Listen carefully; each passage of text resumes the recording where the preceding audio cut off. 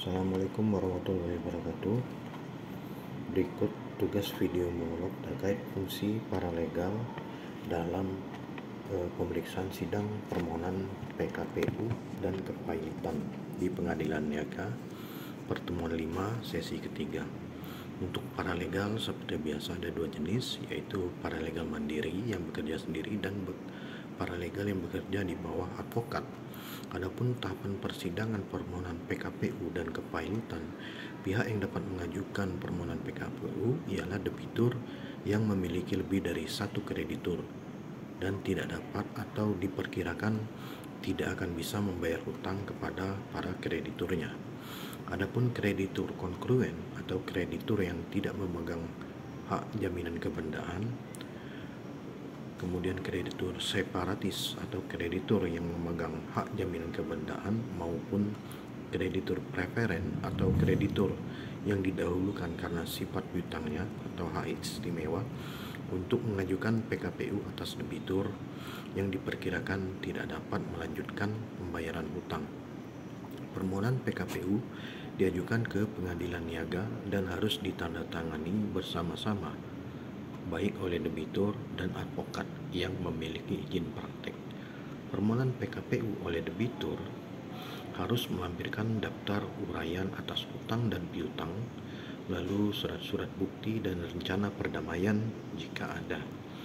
Adapun tahap proses PKPU sementara dapat dilaksanakan bagi debitur yang memenuhi syarat-syarat administratif dalam mengajukan permohonan PKPU ke Pengadilan Niaga yang akan mengabulkan permohonan tersebut paling lambat 3 hari sejak tanggal permohonan didaftarkan, dan putusan Pengadilan Niaga PKPU sementara berlaku maksimal 45 hari.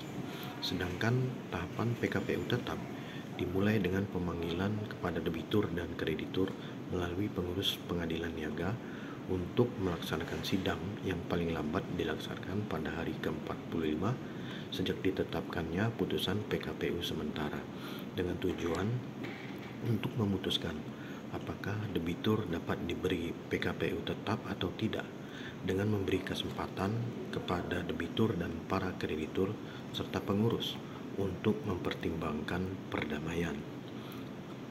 Rencana perdamaian berisi proposal restruktur utang dan restrukturisasi usaha, serta harus mendapat persetujuan minimal lebih dari setengah para kreditur kongruen yang haknya diakui dalam sidang atau sementara diakui yang hadir dan mewakili paling sedikit 2/3 bagian seluruh tagihan yang diakui atau untuk sementara diakui. Jika rencana perdamaian disetujui oleh para kreditur, maka debitur dapat menjalankan usaha kembali dan melanjutkan pembayaran hutang kepada para kreditur, dan Pengadilan Niaga akan menetapkan PKPU secara tetap. Berikut perpanjangannya yang tidak boleh lebih dari 270 hari terhitung sejak putusan PKPU sementara. Jika rencana perdamaian ditolak, maka Pengadilan Niaga harus menyatakan bahwa debitur pailit. Adapun proses pengajuan permohonan pailit harus didaftarkan di Kepanitraan Pengadilan Niaga tempat domisili debitur.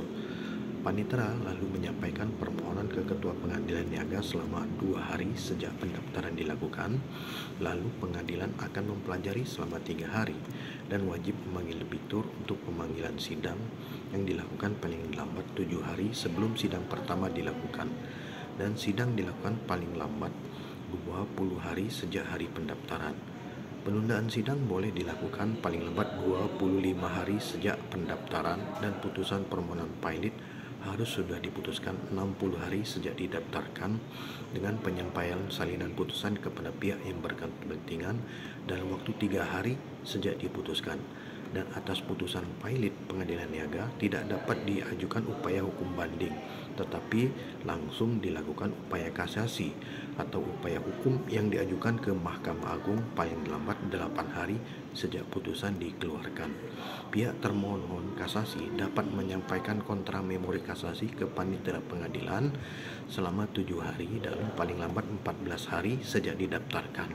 Maka Panitera Pengadilan Kasasi menyampaikan berkas kasasi yang bersangkutan ke Mahkamah Agung, dan Mahkamah Agung akan mempelajarinya selama 2 hari sejak permohonan diterima.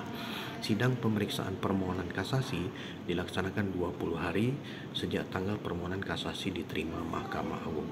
Putusan kasasi harus sudah jatuh paling lama 60 hari setelah tanggal permohonan kasasi diterima Mahkamah Agung. Dan Panitera Mahkamah Agung menyampaikan salinan putusan kasasi ke Panitera Pengadilan Niaga paling lambat 3 hari sejak tanggal putusan. Lalu jurusita Pengadilan Niaga wajib menyampaikan putusan diterima oleh Pengadilan Niaga. Atas putusan kasasi masih dapat dilakukan upaya hukum luar biasa, yaitu berupa peninjauan kembali. Adapun prosedurnya sama pada saat kasasi. Demikian. Assalamualaikum warahmatullahi wabarakatuh.